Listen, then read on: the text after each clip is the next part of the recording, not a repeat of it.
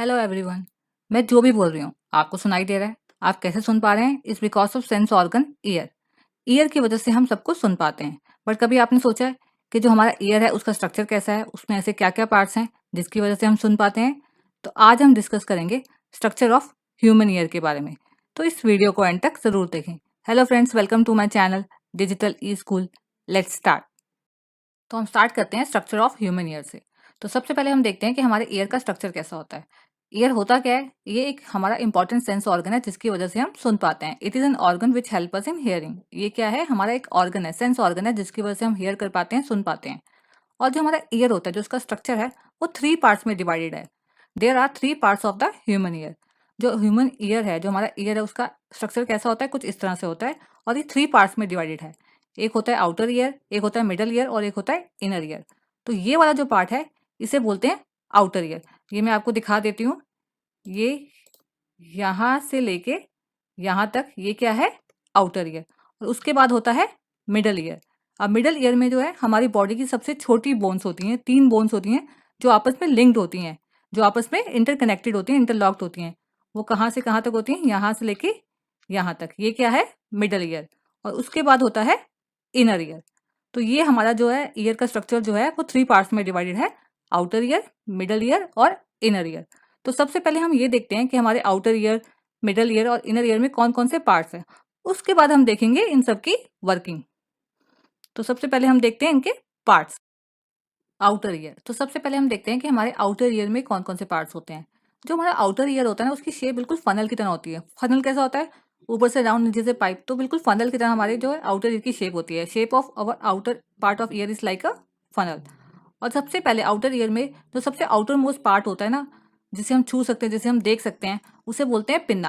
और पिन्ना के साथ एक लॉन्ग पैसेज जाता है जिसे बोलते हैं ऑडिटरी कैनाल। तो एक ये 2 से 3 सेंटीमीटर लॉन्ग पैसेज होता है जिसे बोलते हैं ऑडिटरी कैनाल। उसके बाद आता है ईयर ड्रम। जो ईयर ड्रम है बिल्कुल थिन होता है, इलास्टिक होता है, सर्कुलर शेप में होता है। ऑडिटरी कैनाल के बाद होता है ईयर ड्रम। तो हमारे आउटर ईयर में 3 पार्ट्स होते हैं। एक होता है पिन्ना, एक होता है ऑडिटरी कैनाल और third one is ear drum. अब आगे हम देखते हैं मिडल ईयर के बारे में। Middle ear. तो अब हम देखते हैं मिडल ईयर के बारे में। जो हमारा मिडल ईयर है ना, वहाँ पे हमारी बॉडी की सबसे छोटी बोन्स होती हैं। 3 बोन्स होती हैं जो आपस में लिंक्ड होती हैं, इंटरलॉक्ड होती हैं। There are 3 tiny bones which are link to each other. और इनके नेम भी ना बिल्कुल फैंसी होते हैं। सबसे पहली वाली जो बोन होती है उसका नाम होता है malleus, second is incus and third is stapes. सबसे पहली वाली बोन जो है उसका एक एंड जो है वो ईयर ड्रम से कनेक्टेड होता है। और जो दूसरा एंड है मेलियस का, वो कनेक्टेड होता है इनकस, सेकेंड बोन से। और इनकस का जो दूसरा वाला एंड है वो कनेक्टेड होता है, मतलब लिंक्ड होता है थर्ड बोन से, विच इज स्टेपिस। और स्टेपिस का जो दूसरा एंड है वो लिंक्ड होता है इनर ईयर से। तो ये 3 बोन्स हैं, मेलियस, इनकस एंड स्टेपिस। और इनके कॉम्बिनेशन को बोलते हैं ऑसिकल्स। तो मैं आपको एक और फिगर दिखाती हूँ जहाँ पे आपको इसकी तीनों, मतलब ये बोन जो है कैसे दिखाई देती हैं, आपको क्लियरली दिख जाएगा। तो ये बोन्स जो है कुछ इस तरह से होती हैं। और इनकी शेप की वजह से इनके कुछ और नाम्स भी होते हैं। तो मेलियस को बोलते हैं हैमर, इनकस को बोलते हैं एनविल और स्टेपिस को बोलते हैं स्टेरअप। और इन तीनों को एक साथ क्या बोलते हैं? ऑसिकल्स। और ये जो तीनों बोन्स है ना, इनका सबसे ज़्यादा इंपॉर्टेंट रोल है। इनके जो एयर की वर्किंग है, सबसे ज़्यादा इंपॉर्टेंट रोल जो है इन तीनों बोन्स का होता है। ये सिस्टम ऑफ लीवर्स की तरह काम करती हैं। अब वो क्या रोल है वो आगे हम डिटेल में डिस्कस करेंगे। अब हम देखते हैं इनर ईयर के बारे में। Inner ear. तो अब हम देखते हैं इनर ईयर के बारे में।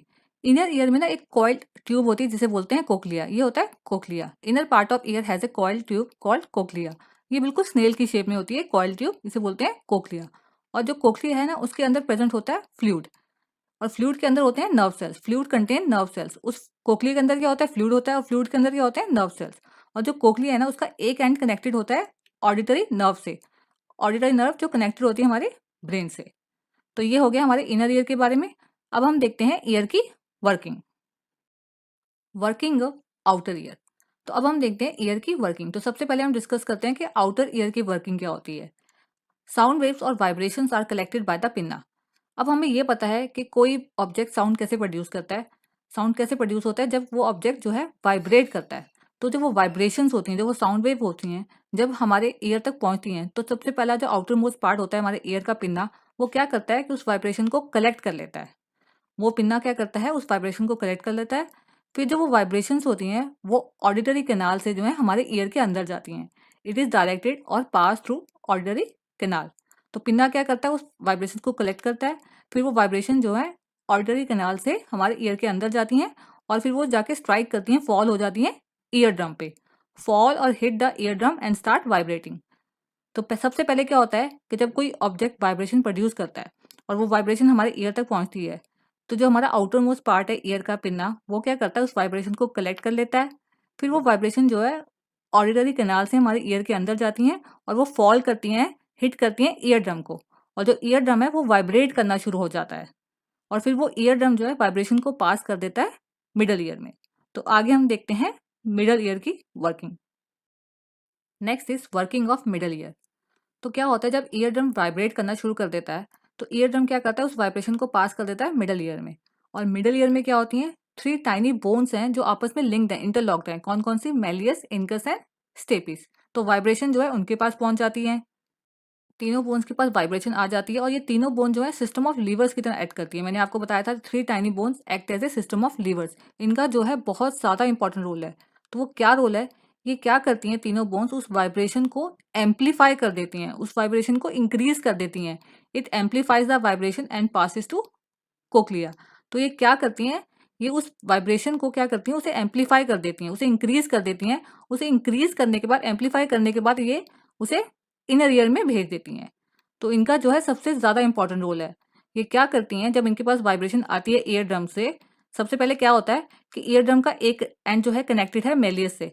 तो पहले वाइब्रेशन मेलियस के पास, मेलियस से फिर इनकस के पास, इनकस के पास फिर स्टेपिस के पास। तो इस तरह से वाइब्रेशन इन तीनों बोन्स के पास पहुंच जाती है और ये क्या करती हैं, ये तीनों बोन्स उस वाइब्रेशन को एम्पलीफाई कर देती हैं, इंक्रीज कर देती हैं और उसे इंक्रीज करने के बाद इनर ईयर में पास कर देती हैं।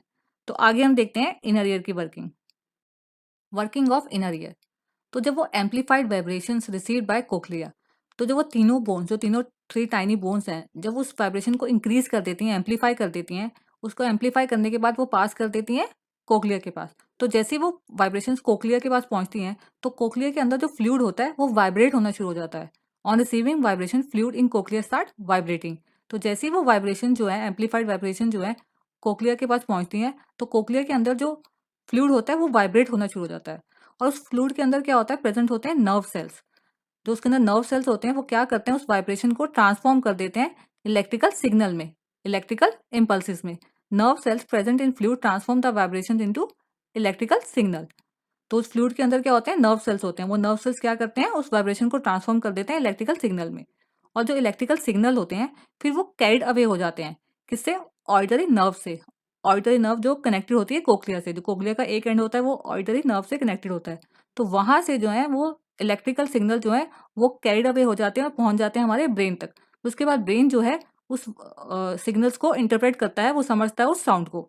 This electrical signals are carried by the auditory nerve to the brain. तो अब मैं एक बार प्रॉपर्ली आपको पूरी वर्किंग समझा देती हूँ ईयर की कि कैसे कैसे होता है।